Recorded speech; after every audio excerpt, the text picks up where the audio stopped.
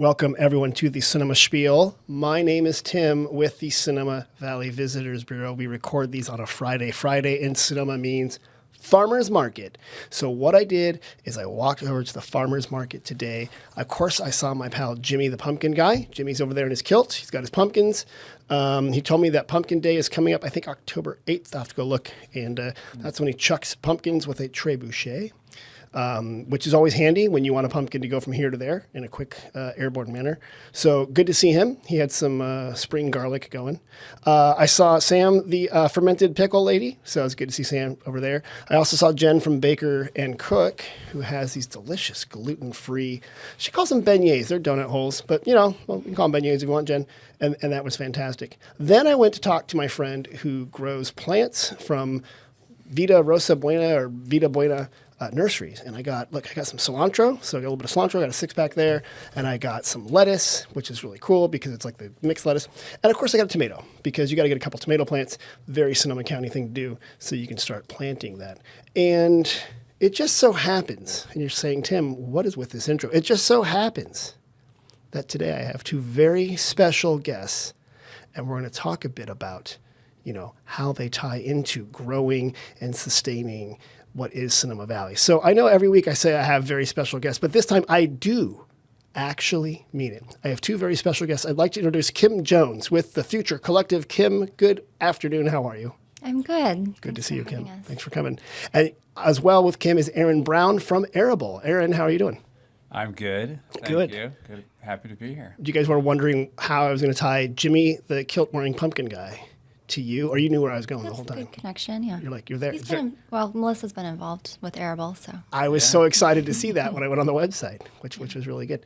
So before we get too deep into it, Kim, what is the Future Collective? Sure. The Future Collective is a movement that was started last year with the support of Sonoma Valley Catalyst Fund. Last year it was an event series designed to give young people an opportunity to learn about like a wide array of community issues and build relationships through talking about, things that are kind of usually hard to talk about, housing affordability and food insecurity, youth and mental health, a lot of conversations that are reserved for the nonprofit sector, but presented in ways that were in just really beautiful spaces with people who just are experts on the topic and have an interesting point of view. And you started this group. I'm leading it. Okay. Yeah, okay. I'm leading it. Ika Sophie Zaki Okay. asked me to help Catalyst plan a party to introduce Catalyst to young people and, ultimately as like a very long horizon fundraising effort. But I thought it was more interesting to invite my whole network of friends who have all different types of capital, cultural capital, social capital, and, people like Aaron, who was starting Dose Bar, Ballet Bar and Bottle folks, people who are not and like myself, my leverage is not writing a check, but we have a point of view and are doing a lot for this community through our work, through for-profit businesses. And it was this really amazing gathering. And then they saw an opportunity to actually invest in this whole wide cohort that we have. That's, really just like a really broad, extended group of friends. And gave me the opportunity and resourced me as an organizer to really totally do it on my own terms, our own terms, and have just collaborated with the people who have been interested and just a lot of like-minded folks and put on a whole year of panel discussions. Which I want to jump from that over to Aaron, because one of the discussions I think was called Arable. Was that correct? Mm-hmm. Was that a series or what? Because were you the guy filming those, or were you the guy putting those together, or were you What was Arable? What is Arable? Tell me the story. It was a series I began through Dose Bar, which is a collective tasting room, and of peer winemakers and cider makers based in the natural wine movement. And so it's kind of a return to pre-industrial winemaking styles, wild fermentations, Using amphora? Are we using Are we amphoras. putting the grapes in the corner, squishing them with our feet, Exactly. and letting Dionysus do the rest, or what are we doing here? That's a good description of Are it. we bringing back the cult of Dionysus? It's happening. You think so? I don't know. It'd be kind of fun to talk Would you about. be scared or would you be? I mean, if you study the mythology, part of it would be terrifying. We would have to do some human sacrifice, but you do what you got to do to get There's some Cabernet. fun parts too. So it's sort of like a natural wine, natural fermentation movement. Yeah, and so I would say it's really hard to define natural wine, which I liked a lot, and what brought me to my curiosity as a storyteller with these people, and I started making cider and wine, and that's a whole other story. But it's hard to define it. And I started as a director. I started in music, and Okay. so I would work with bands, and then that led me to commercial work and documentary work. But it reminded me of certain genres of music that would happen quick, and like they would have titles, of genres, and they'd kind of be quick, and then it'd be over, and then there'd be, and you kind of know something's cool when it happens, like a quick explosion, in my opinion. Mm-hmm. And so it's even the concept of natural wine has kind of moved on. I compare it to like punk and then like new wave and Blondie and the Talking Heads versus the real gritty street nasty people without toothbrushes. There's a good punk display right now at the Sonoma County Museum. Oh, that's It's like the right. early stages of punk in the county, totally. and how a lot of them play the community center Yeah, and yeah, different yeah. places here in Sonoma. Yeah, Green Day. Yeah, was a big they're all one. here doing stuff. But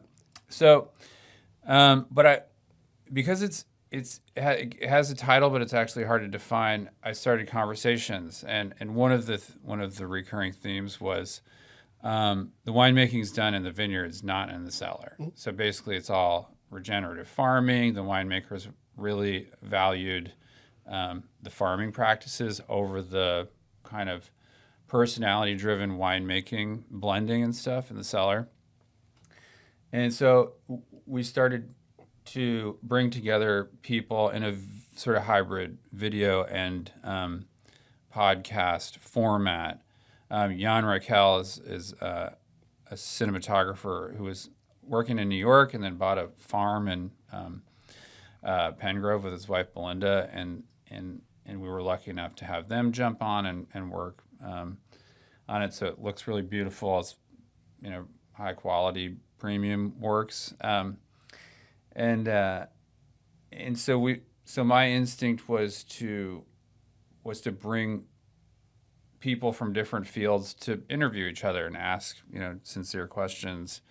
Okay. And so for example, the one that's coming out shortly is Jack Sporer from Fresco Wines, and Eric Mayer, who does Napa biochar. Okay.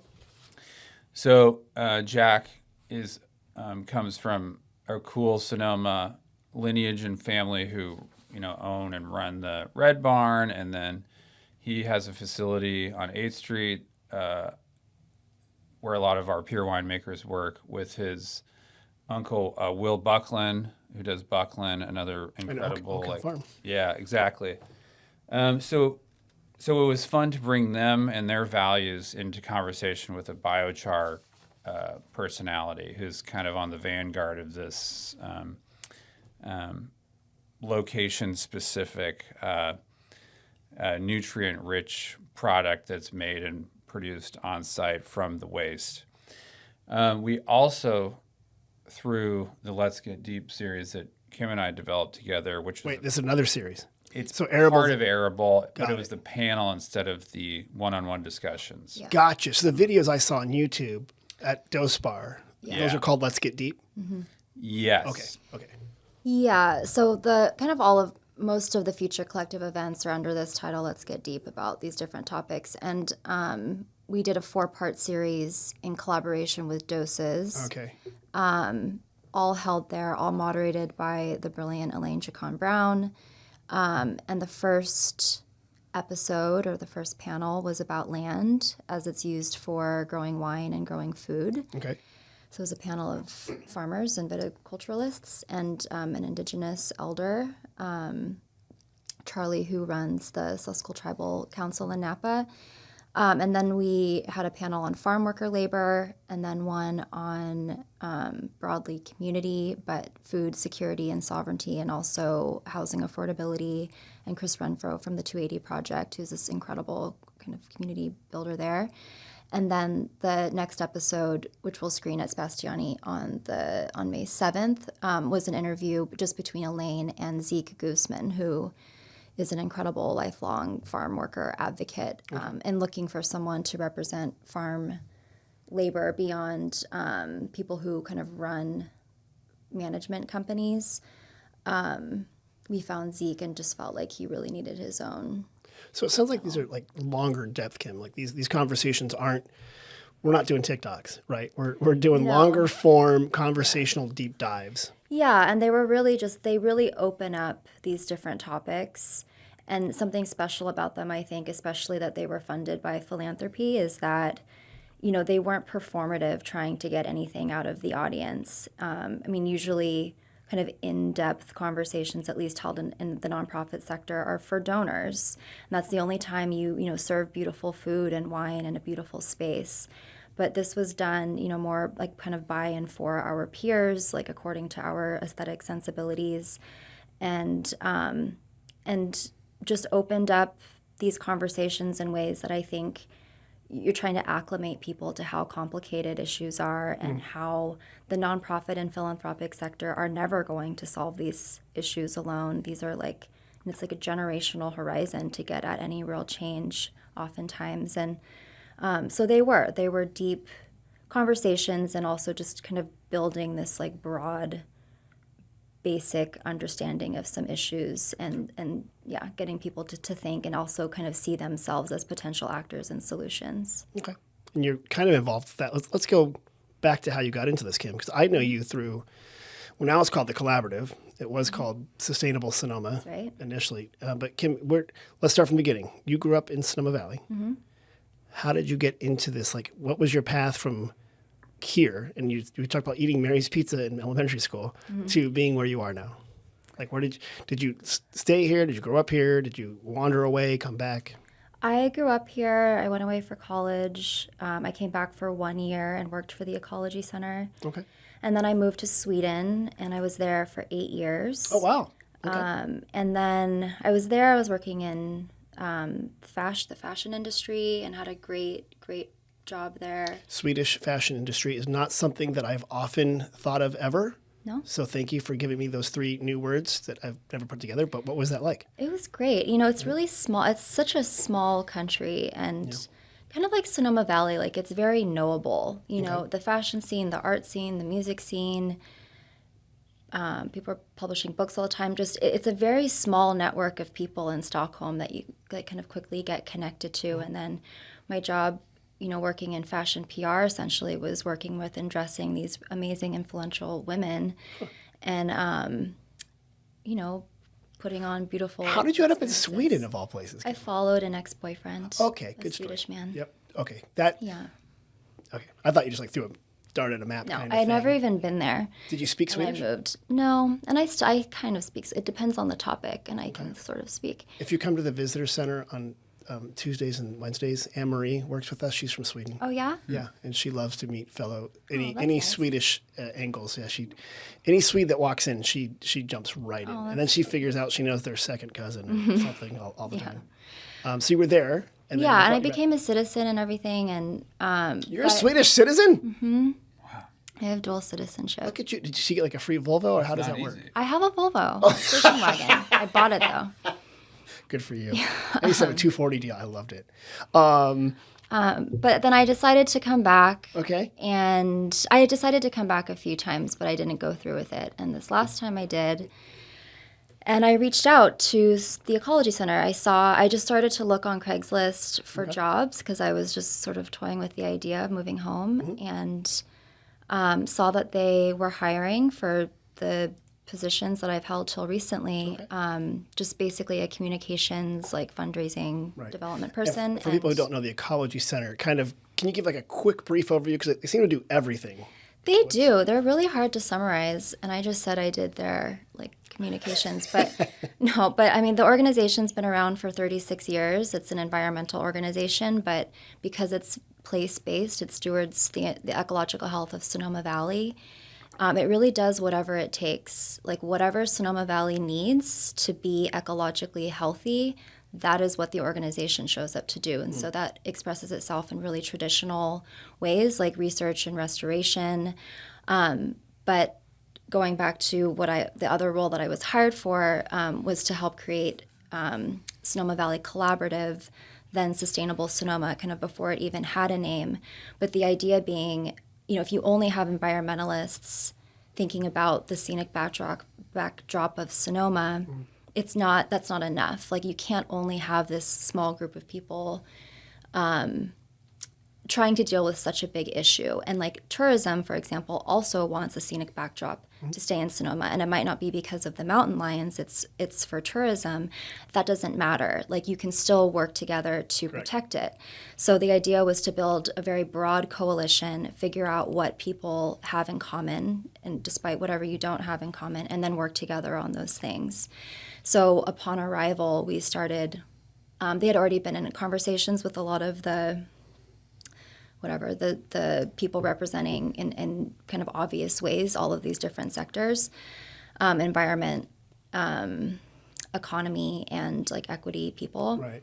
And then after the 2017 fires is the first time we actually brought everyone together. So it's a coalition that you, of course, serve on, but of about 30 people. And we've been getting them all together for 10 years now. Yeah, but today you guys just launched a huge initiative. Yes, and to be clear, I technically don't work for them anymore. And I got to be clear, I'm the worst steering member ever because I've missed you're just years worth of just meetings. Pragmatic. Well, you don't like all the process. I get it. I've been in the nonprofit world for a very long time, and process is a huge part of it. I sometimes favor outcomes or just things, but it's very good. And the group, which would be a separate, I know it's not exactly you anymore, but they're working on some housing solutions, which I'm very excited about. I don't talk about it here on the podcast because it's not, it's one of those fundamental things that are important to my job, but they're not my job. Mm-hmm. So it's something I talk about in the community. But, when I'm handing out maps, I'm not talking about parking lot minimums because it's not that exciting to tourists. But it's fun. But that's the whole thing with, with Sonoma Valley Collaborative. Housing isn't anyone's job. It's too hard and too expensive. It's too big. So that's the whole point. You have to kind of work on it together. But the big project, and now what's exciting is we're actually both getting to work on this project through the Future Collective. Mm-hmm. But Sonoma Valley Collaborative is working on creating a new nonprofit for Sonoma Valley called the Sonoma Valley Commons. Mm-hmm.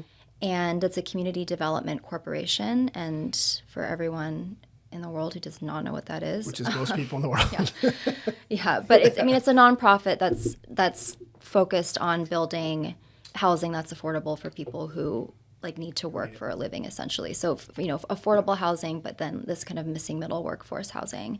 And after this kind of year of learning together as the Future Collective, this is what people. This kind of discussion kind of brought us to, right? Yeah, the people that really have been the most involved, and I kind of looked to help decide what we should do in year 2. This is what they wanted to focus on, and then looking at what we're all actually good at and what we can do. Erin is an amazing marketer and good at branding, which I want to get to in a second. Okay. So we formed essentially a collective creative agency, so we're doing the branding and everything for the Commons. All right, so Sonoma Valley kid, grew up, went to Sweden, bought a Volvo, came back, or maybe not in that order, and now you're part of the Future Collective. Yeah, the Future Collective is the first time I've been able to work on these different issues wholeheartedly. It's on my own terms. I've been working in the nonprofit sector here for almost a decade, and I've been frustrated a lot of the time. I'm working under the vision of a different generation, people I don't necessarily see eye to eye on, even though they've done and are doing amazing things for the Valley. And I've learned so much. It's been so amazing to work with people like Caitlin Cornwall and Catherine Fulton, brilliant women. And I've just finally but was always so behind the scenes and refused to really put myself out there in any way. I've been trying to get you in front of a microphone for a long time. No, I don't like it. You're doing great. You're doing great. I don't know, but there's something with the real creative freedom that I've gotten with the Future Collective, and for the first time, I really because I always compartmentalized my work, my nonprofit work, but I am so social, and like that's where most of my identity and energy goes into is just but so now I've kind of merged the two things, and are just bringing these issues like into the intimacy of our relationships, and it's great. Okay. Good on that. I want to hear now from Aaron. How did you end up where you are now? Because you're from here as well. Yeah, I was born in a house over by Creekside. I was born in a house. And so you grew up here in town or in the valley? Or I graduated in 2000. I was a Waldorf kid, so I'd go to Marin and Summerfield. A lot of felt. A lot of felt, a lot of little wood tools. Felt, yeah, totally. A lot of real Steiner stuff, huh? Yeah. Did you guys bury the cow horns and do all the stuff? I don't think I did. I've kind of learned about that later. You half-assing your Waldorf. Yeah, I got into the charter school the first year it was open. The one here, Sonoma Charter. Yeah, 7th grade. On 8th Street? No, the one it's moved across around. from where I live. Hasn't it moved around a few times? I don't know. Well, it's still there. There's one. The original Springs? one is. Yeah, This one of the Springs. Okay. Yeah. Oh yeah. So and then this was kind of pre-internet, so I got out of here as fast as I could. You escaped? I escaped. Escape velocity. Wait, did you go to high school here, or did you go to high school? I did. I ended up doing independent study. Look at you. So I couldn't do the Go Dragons shout out. Did you go to Sonoma Valley High? Okay, Go Dragons. I always have to say that because that's the best. Sonoma. I have it's the best statue of a scary-looking, ridiculous-looking dragon in America. Because it's got like weird body shape. You know what I'm talking about? The one in the parking lot. Yeah, I can't picture it. I don't think it was a gravel parking lot when I was there. You got to see the dragon. Yeah, it's like the most ridiculous. Was it there looking. when I was in high school? I don't know. What year did you graduate? I don't know. 2003. What year did you graduate? 2000. Huh. Yeah. We didn't know each other back then. You guys went across paths in the it was like early Breakfast Club kind of stuff. But that's how old I am because that's high school for me. Oh, when did you graduate? I didn't go there. Oh, okay. But I'm 50. I was down in San Jose. Okay. I grew up in South Bay. Okay, so you went and you escaped. Yeah. Where'd you go? Well, I bounced around a lot. I did art school, summer program. Like in high school, I did the RISD and I did. Oh, you did? Okay. Academy of Art. High school programs. Wait, are you a drawer or what was your art thing? Yeah, it was kind of my ticket out. You know? Okay. So I doubled down. But by doing that, I realized I didn't want to go to art school. So I just I made friends on the East Coast and I drifted around. I went to probably like 6 different colleges. Great, you were kind of finding out what to do. Yeah, I like that. Yeah, so I've done a lot of different things. That's good. Yeah. Well, so now you're kind of like a filmmaker, or cinematographer, or. Yeah, I was part of the DGA, the Directors Guild of America. Okay. So it's a director union. Oh no! Wait. Do I have to pay union scale right now to have you on this camera? I am apologize. no longer a member of the a paying member of the DGA. I came back here and got into the wine scene. Okay. I was working in the UK a lot, doing work, spots and music stuff, and I got really into this old world cider stuff there, and there were all these really old Victorian trees. And then so when I came back here, there was all these old kind of Burbank era trees that were ignored and not appreciated. So I started working with that. And growing up here in the 90s, that's when wine was getting really kind of corporate, and so I didn't really relate to it. But when I came back, there was a lot of peers with this, again, the natural wine kind of edgy stuff. Yep. And so they were really into basically they aligned perfectly with what I had learned in Europe of this kind of pre-industrial approach. So it was really fun. It was a scene. Are you still making wine now? I'm not. Again, I ended up going back more into the marketing side. I like the stories. I don't. It's not natural for me to be in like the wine facilities, and I really tried, but I really just like. You weren't a cellar rat, man. You like. Not really. Yeah. It is. I mean, it's a hard, weird it takes a certain personality, I think. And when you talk to winemakers, like they're like people. It's like people who are really into like D&D, right? Like they are really into this, and they're going to talk about it. And all of a sudden, weird yeast strains are coming out of their mouth, and words like malolactic and stuff. And you're like, hey, I like wine in my glass, but like these people really, really want to talk about wine all the time and all the nuances and stuff. And maybe it's not for everybody. Also, I don't have the palate, which is why I think I veered towards cider as kind of like a post-kombucha palate. It's very acidic and, it kind of, I don't think, I don't think people would be drinking Golden State if it wasn't for kombucha, and honestly, because it kind of is like a new palate. Well, let's talk about cider for a second. We're going to veer here if we can wander. Cider has taken off, especially in the country, a lot of gluten-free and people wanting different stuff. But as you mentioned, a lot of heirloom variety apples are out there. Yeah. These kind of abandoned orchards or forgotten orchards. Beautiful. Yeah, that was what I became obsessed with. Yeah, and then all the farmers. There's crazy stuff out there. And here in Sonoma County, of course, like you mentioned,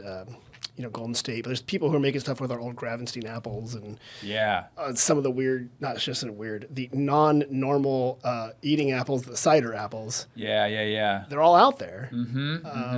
I love watching those people pop up at the farm trails. They have their big festival. They have the cider tent there. Are you guys big into making cider or selling the cider or? Yeah, I was. I had a project. I started with a friend, and he left town, and then we kind of got into this tasting room collective, and then it's just kind of. I really like the story is where I think that I'm most suited and have the most to offer, and really supporting people's stories. To go back to Arable, there's some really interesting. Matt Neese is a winemaker, North American Press, and we have him in conversation with Chris Renfro that Kim mentioned, who does the 280 Project. Matt Neese started a winery called North American Press, and it's exclusively hybrid grapes. Really? And he also does heirloom cider with Gravensteins. Okay. That he co-ferments with Californicus. Like wild forage. Sorry, foraged. Yeah, he forages them around the Californicus grape, our only native grape here. Yeah, exactly. So he's done a deep dive into. Is there enough sugars in that to? Well, he co-ferments it with the apples. Okay. So if we'll make sure to share the conversation when it appears online. Has it already happened? The conversation? It's recorded. So you know how it ends, Kim? Okay. We're still scheduling. It'll come out soon, but he goes into how you drive down the highway, preferably a back road or a frontage road, and you'll see these kind of cascading wild grapes, and some of them will have these huge clusters of. It's because they've naturally, hybridized themselves with the Vitis. Yeah, with whatever nearby. So there's these.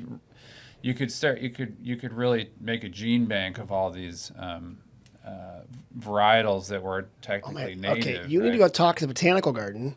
She was on here last week, the Sonoma Botanical Garden, because they have both the Asian varieties, but they have a whole California native plant project they're working on. Oh yeah, cool. So hybridize wild grapes from California. That's kind of crazy. Yeah, and that's what Burbank or any horticulturalist who's well known as. You tend to notice that's what they were good at, is noticing irregularities. Yeah, I'm trying to bring it. And so they're like, I'm gonna keep that irregularity. Yeah, I'm gonna extend it. Snip that, graft it on here, and then see what happens. For people who don't know, we're talking about Luther Burbank, who was an agronomist in Santa Rosa and had a farm out in Sebastopol, and pretty influential here in Sonoma County. Yeah. And then there's the Felix Chalet Institute that was started by Amigo Bob, who was one of the original organic. Certifiers. He's since passed, but he had the Felix Chalet was another Luther Burbank peer, horticulturalist. What Amigo Bob did was he went up in the foothills, saw all these abandoned trees from homesteads, nuts, flowers, fruit, all growing on their own, non-irrigated, non-sprayed for a century, and deduced, well, they can survive without poison or irrigation. So they could be dry farmed essentially. Yeah, so he would snip them all, and he would make a whole gene bank of all of these proven, varietals that could survive in this climate, and you'd start to market them. Really? Yeah, it's really cool. You got to start get the nurseries to carry this stuff. Yeah. That's what. Now we're going sideways, and Kim, I'm sorry. One thing that drives me nuts is when you go to a big box.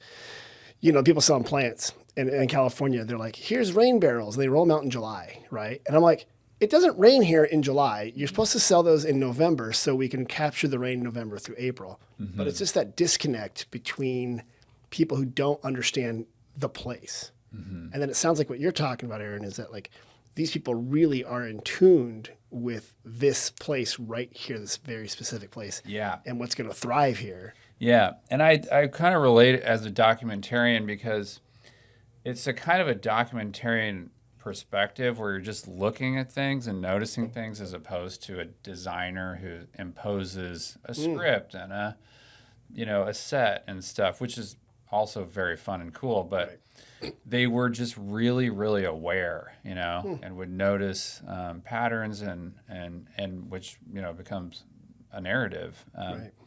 And so that's, to go back to Arable, that's what we're trying to set up is winemakers, hospitality workers as platforms for telling the story of nature and agriculture. Yeah. Wine's great. Wine's exceptionally good for that. People love to hear about. The alchemy of wine. Well, and plus the whole, the terroir is built into the wine story. Yeah. Mm-hmm. So people are often saying, this Cabernet tastes differently if it's from Sonoma versus another place. Yeah. And that might not be the case with, vodka tastes like vodka, which if you're doing it right, tastes like nothing. So Sure, yeah. if your vodka tastes like something, you've got a problem. Yeah, it's like fish. You don't want it to be fish. You don't want it to taste like exactly. So maybe I like that. That's a good metaphor for a place, is that wine can kind of, or the grapes take that on. Yeah. But it sounds like it's not just wine. Like Kim was just saying, it's foodways. It's like the indigenous people that were here. It's the remain here. It's the stories of the people. Mm-hmm. And the farm to table that was developed by the Canards. Alice Water really started putting the farmers' names, and Laura Chanel chef, man. She slapped Laura Chanel right there on the Chez Panisse menu, and exactly. Off it goes. Exactly. Yeah. And so then those are links in the narrative chain, and you can start to tell the stories to the audience or the customers. And so it was an exploration in linking those back to the plants and the terroir. So if I can ask kind of both of you then. So Future Collective is the overarching group, sort of like a salon, right? It's your round table over there to have good conversations with people. Arable is one of the themes or one of the programs of the Future Collective. Is Arable an ongoing series, or is it over and then you're going to do something new? We hope it'll be ongoing. And to be clear, so, we did those 4 panels together, but Aaron and Jan had been filming and putting Arable together on their own as their own pro bono passion project. Okay. And then we realized that, and then they filmed the 4 panel discussions because they were on topic and the same thing, also aligned with doses, which is of course your creation too. But they basically had a bottleneck of all the resources needed to do all the post-production. And so with resources that I have access to through Catalyst Fund, got it. Forward, okay. And it's now, so it's like Future Collective is presenting Arable. And it was cool because Arable then, in true fashion, was an organic program already in existence, and you helped fertilize it and nurture it along to keep the analogy moving. So is Arable gonna, like what I saw on YouTube, and it's probably through different channels. Check all your favorite channels. They're long form videos, panel discussion, 3 to 5 people and you're saying Doses Bar? Have I mispronounced? It's not Dose Bar? It's Doses? Yeah, there's an apostrophe. Is it possessive or plural or both? Possessive. Yeah. It's all of the above. It's an entity. Okay, got it. It's so funny. I thought I saw that apostrophe. I'm like, I'm misreading that. Okay, that's actually funny. So these videos have all been recorded and you're releasing them over time. Yeah. Yeah. Yeah, and he's in the process of editing. I get to give my opinion, and yeah. Wait, do you get executive producer? I think you, yeah. Yeah, I mean, I just am more like producer. We kind of give. I feel How are you like going to get there's, on like, many IMDb people above until me. you're a producer, whatever? You got to get on It's there. not an aspiration of mine, so it's fine. These producers, look how difficult they are. So how do you decide what the new series are going to be? Or does it just come to you, or do you I mean, sketch we the whole still thing? have we still have a backlog of you do? interviews that we're releasing Yeah. over time. Okay. Yeah, Which we there's stuff we want to film, and there's been like great overlap and opportunities that came about through the panel that we've done, and you know, Catalyst has their whole food security initiative with Elise Gonzalez, who's Can you explain amazing. Catalyst? So people don't know what the Catalyst is. Yes, I'll try. So the Catalyst Fund, it actually started during the pandemic, but it's a philanthropic fund that is a fund at the Community Foundation of Sonoma County, but it's focused just on Sonoma Valley.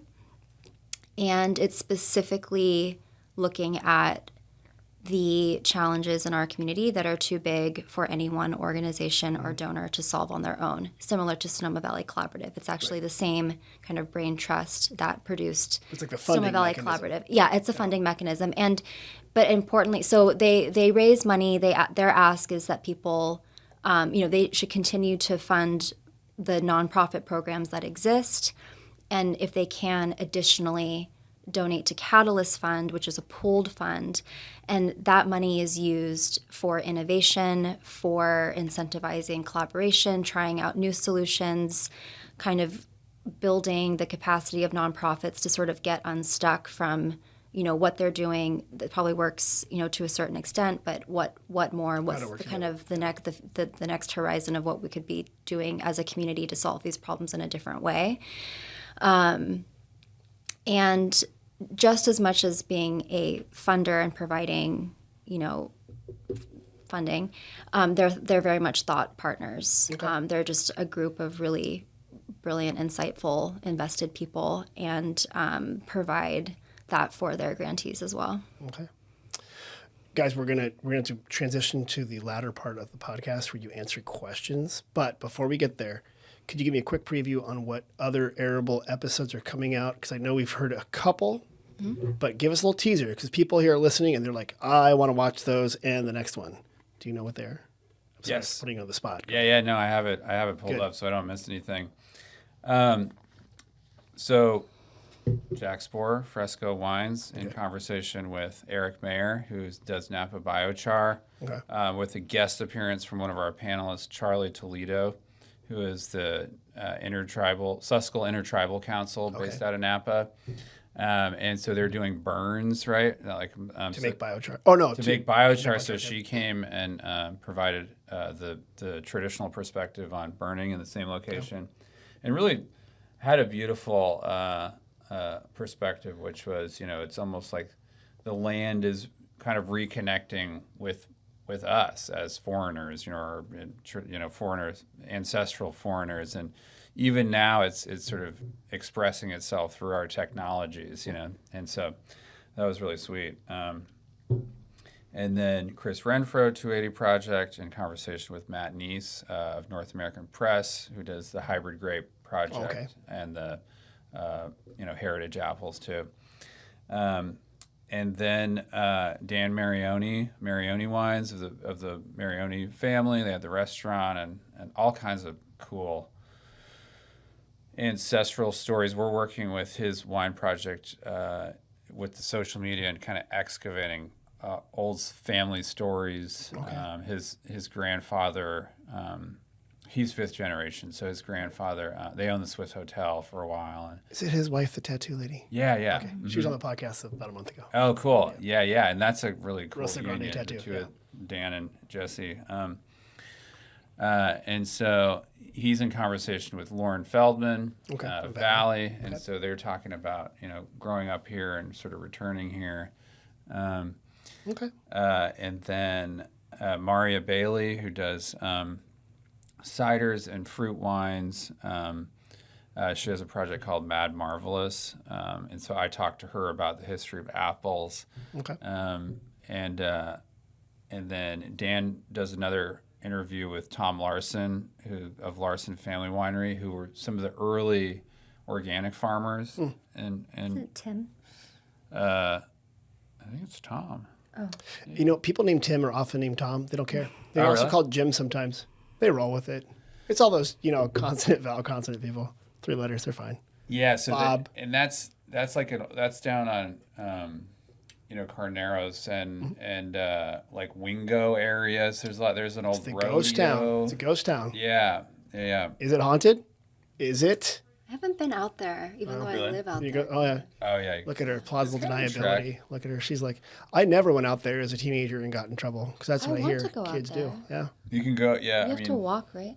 I used to go through Larson Family Winery. I don't know if you're supposed I think there's probably a way to do it without trespassing. Yeah. I'm not exactly sure. to. Yeah. I wouldn't know. Yeah. I've gone, and then I know Kim, good cover. Cody and Lucy live on a property that kind of backs up to it. Oh, yeah? Go area. Walk. So okay, so you have a whole back. I shouldn't say a backlog. You have a Yeah, there's back catalog. there's other of pieces. Mm-hmm. upcoming things. That can come up here. I like that, and it sounds like this is something that can continue. Yeah, and there's kind of deeper dives into some of these characters too, like Zeke, or these projects could have a bit longer form in the field. Some of this we do go in the field with some of the people. We did go do a burn. Okay. We do some harvests, and they kind of talk about. And that's separate from this panel conversation. Yeah, more like These are- 5-10 minute, That's cool. more in the field. Okay. Yeah, the biochar was. I know.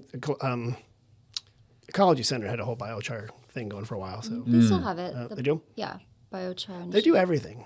They They do everything. do a lot. Okay, before we gotta move on to the next section here because I know these podcasts go fast. But Kim, if people want more information about the Future Collective, is there a website or a way to find out about it? There is thefuturecollective.org. Okay. Very simple. And then /Arable. You'll learn about Arable and all the contents there. It's also on YouTube, Spotify podcasts, and Apple podcasts. Wherever fine podcasts are found. Well, actually, just those two. I don't know if really? it automatically gets pushed other places, but Sometimes it depends Those are what the you only ones I upload it to. I can talk to you later about that. But that's the curse and the blessing of podcasts is there's actually no real numbers on podcasts. So when I tell you this is the #1 podcast, you can't prove it otherwise because it's oftentimes syndicated to multiple channels out there, and they don't always report back. Yeah. So this actually is this podcast, the Sonoma Spiel, is better than Rogan's podcast. We are the top podcast in the universe right now. Okay, so that is thefuturecollective.org. yeah. And then we're on Instagram too. Okay. On the TikTok? No, Not doing the dances? old for that. Okay, yeah. I'm not that young.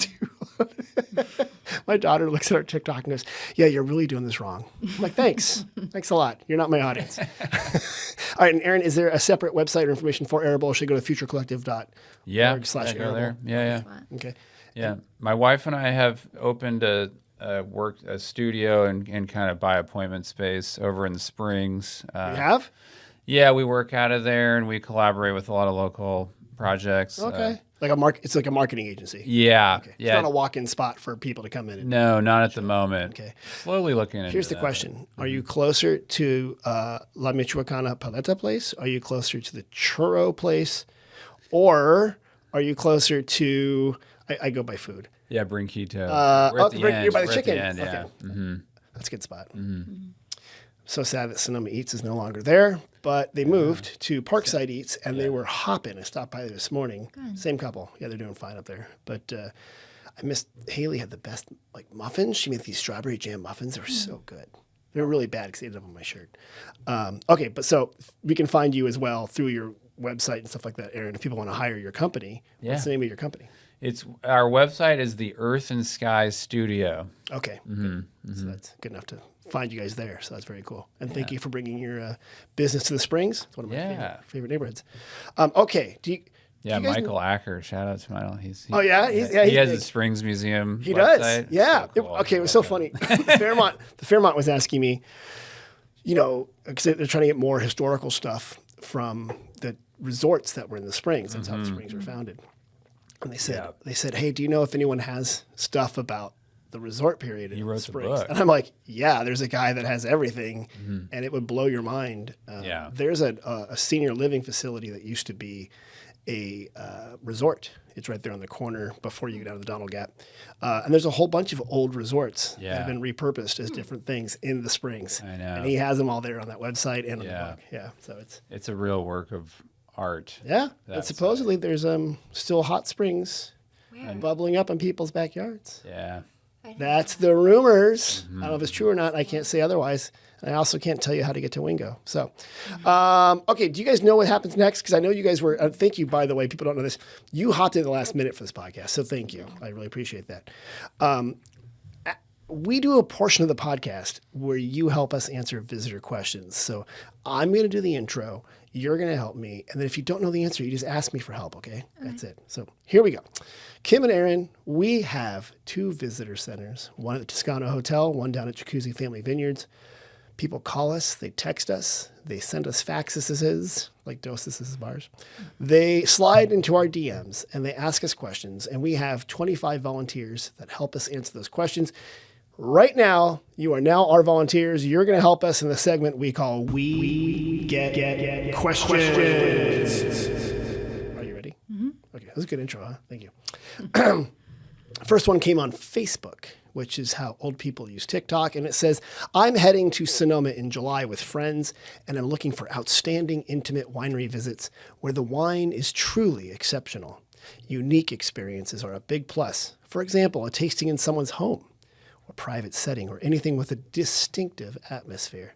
Our group of 6 loves wine, is serious about buying, and would really value thoughtful recommendations. So this is cool, intimate winery. I have visits. one. Go. Dear friend Gail Olson is married to John Boyce. His winery is actually based in Napa-ish, Yountville or something. I've been there, but I am bad with directions. But they will do tastings in their home, which is exquisite, which is in Sonoma. Okay. It's like in Weinberg. I met her because she actually hosted this party I talked about, which was the beginning of the Future Collective, and then she became a dear friend. But they have an amazing house, and it's just beyond anything. And they do private tastings, and that's what I would recommend. It's called Olive Hill. Hill. Olive Hill is the name of the house, and then Boyce Winery. How do you spell Boich? Thank you. I thought like boyish, but Boyish. Yeah. Okay. That's what I would, and the wine is incredible. It's amazing. You can drink so much of it and not be hungover. And it's like red wine. So it's good red wine. You can. It's really Okay. good wine. So that's a great answer. Good job. Aaron, do you want to answer? You can also recommend a cider if you want. Yeah, I mean, if I'm doing site specific, I'm a very historic person, so I like the old places. Okay. More like in LA, I like the steakhouses over the new trendy. Okay. So what's your classic? I mean, it would be Gunlock, and Gun Bun's a fantastic one. Yeah. Absolutely. Gunlock Bunshu. Yeah. Beautiful area. What's really cool, of course, is their natural kind of amphitheater. They have music Yeah. out there. Can't and make view, that up. And it's really amazing. So that's a good one too. And Okay. Scribe did a good job at the Hacienda Yep. and preserving the history. I think it's appointment or membership. So you have to be a member, but you should just Membership for join. Scribe is the best. You should just join. It's worth it. It is a great one. And so, okay, Boyish, Gun Bun, Scribe. I'm going to throw out 3 sticks. It's right there on the plaza. Yeah. It's in a beautiful old adobe building. I was gonna say 3 sticks. Yeah, and it's a house. And then for one more crazy house, Winery 16600. Yeah, if we're doing the Plaza 16600 and then Extra Dimensional and Darling are Yeah. cool. Okay, Hardy, cool hit new me up, ones. man. Yeah. Take off your crazy glasses and call me. So Extra Dimensional is a good one. And Bedrock's in the historic. Bedrock's in building, a historic building as well. The It's Hooker the House. Hooker House. That's right. So that's a really neat one. So good. So you guys see, this is easy. Let's go to the next question. You guys got this. So easy. This one came via text. People can actually text us 707-996-1090, and a lot of people do. A lot of people are 996. texting. How do you have a 996 number? That's cool. cell phone. I don't. It's a textable. You know what? It's basically our old number that you can put into a text thing. It's magic from the internet. Yeah. Yeah, I don't get technical. Original. Yeah. It's old school. We had that number a long time. But also my landline. DM any wineries, like you hit them can. up directly and go to their house and you can, yeah. but ask first. Don't just show up to their house. Yeah, ask for their address Yeah, that's first, usually yeah. like, don't just like, hi, I'm here. The winemaker's like, I'm putting the kids to bed. Why are you here? Here's a question. I'm hosting a group of friends from medical school for my birthday on May 1st, and I'm putting together goodie bags for each of them. Can I get 20 maps, visitor guides, and stickers for my friends from the Visitors Bureau? I feel like that's a question for you, Okay. right? I mean, the answer is yes. We print 50,000 visitor guides a year, and I don't like them in my office. I like them in your hands. So yes, person who texted us for your medical school get together, you can have as many visitor guides as you want. And we will give you maps and tasting passes and the I Heart Sonoma Valley stickers. I'll plug. I mean, the Ecology Center sells really beautiful maps of Sonoma Valley. Really? Like of the watershed and those are really nice. Oh, Those that are on big the- wall map? Yeah, I mean they come in different sizes. Yeah. But you can buy those on the Ecology Center website. Okay, those good. are more of like, Plug it. you How do I find the Sonoma Ecology Center? SonomaEcologyCenter.org. Good job. Good people. I want the huge 3-dimensional watershed map. I tried to find what it would cost to make an enormous one. A lot of money. Because it was like a custom job. Old. Yeah. It would be so cool though, wouldn't it? It'd be so neat. That's the whole argument people have. What's in Sonoma Valley? Because some people go by address and the purists go by watershed. Yeah. The watershed. Like I didn't know that. All the Richard Dale. nonprofits go by the watershed. See the watershed team watershed over here. Because I'm like, oh, I was up there in like Oakmont. Like, well, that's the Sonoma. That's That the San. counts. That's but part of it is the breakdown to Santa Rosa Creek, depending on where you are. Yeah. Yeah. See I that? don't really know. What Jeez. watershed. No, it's right there. It's right there. Let me make sure this thing's still going. Oh yeah, we're still there. Okay. Ready? Mm-hmm. And this is funny because I didn't know that you were into this, but this might help you. But I have an answer. I'm looking for a cider made in France from the champagne producer Gamay. Is that available in Sonoma? I have no idea. Wait. I feel like if it is, it'd be at Valley. But Well, what also the Palm Cider Bar. Oh, yeah, yeah, they got that's right. amazing They have good selection. rare Great stuff. They do. Yeah.